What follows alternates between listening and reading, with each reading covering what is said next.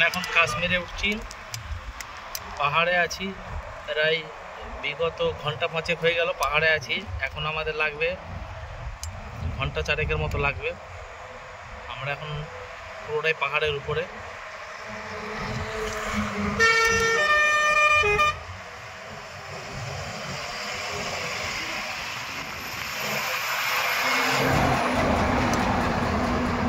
তবে এত সুন্দর লাগছে, মাঝে মাঝে পাহাড়ের ঝর্ণা, খুব উঁচু উঁচু পাহাড়।